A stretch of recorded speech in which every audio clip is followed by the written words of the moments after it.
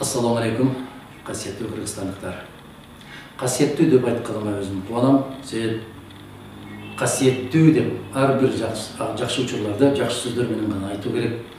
Qasiyetli деп айтып жүрүп, азыр саясатчылардын баары кайрылганда qasiyetli Кыргызстандыктар деп калган.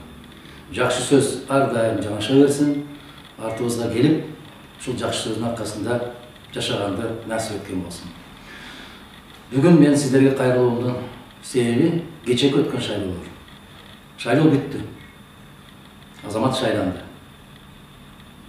Бул шайлануу кыргыз элинин бактысына болдубу, же шоруна болдубу, аны мезгил көрсөтөт. Тарыхтар азап. Жакын арада биздин тандоо туура болдубу, же кайрадан жаңылыштыкпы, аны аман болсок көрөбүз. Кеп башкада. Кеп шайлоо кандай өттү?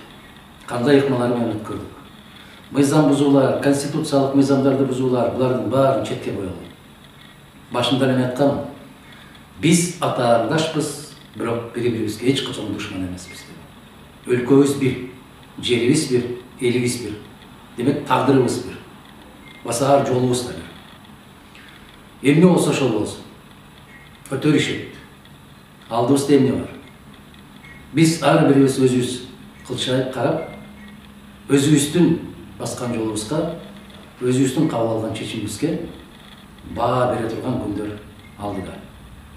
Мына ушундай эбегейсиз чоң күрөш болгондо, напси менен каршы күрөш болгондо, шайтандын азгырыктарына каршы күрөш болгондо, адалдык менен арамдык, тазалык менен караңгылык күрөшүп турган мезгилде үмүт отуңуздарды өчүрбөстөн бизге эбегейсиз чоң колдоо көрсөттүңүздөр.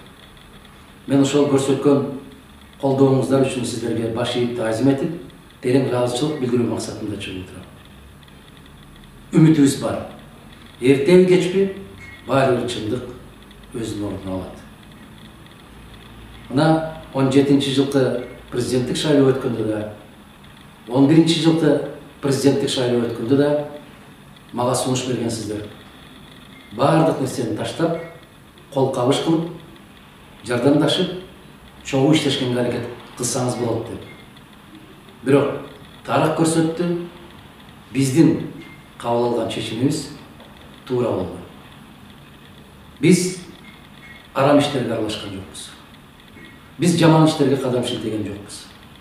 Биз Кыргызстандын зыянына иштеп аткан долбоорлорго аралашкан жокпуз. Ошондуктан дагы бир жолу баса берем деп айтам. Ким президент болушу маанилүү эмес. А президенттин кандай кадамдарды шилтейт, кандай иштерди аткарат, кандай жол менен басат, бул өтө маанилүү. Эң негизги максатыбыз биз тазалык, мыйзамдуулук. Ушул жолубуздан тайбайбыз. Бул жолдон кайтпайбыз. Урматтуу кыргызстандыктар, дагы бир жолу сиздерге колдооңуздар үчүн, ишенимиңиздер үчүн терең ыраазычылык билдирип, мен барбай калган айылдарда, барбай калган райондордо дагы тикеңерден тике туруп, эч кандай акча каражат дебей, өз келечегибиз, балдарыбыздын келечеги, өз тагдырыбыз үчүн деп күрөшкөн сиздер баатырсыздар. Биз жеңилдик деп ойлобоңуздар. Ким жеңди? Ким жеңилди? Анын баасын тарых берет, мезгил берет.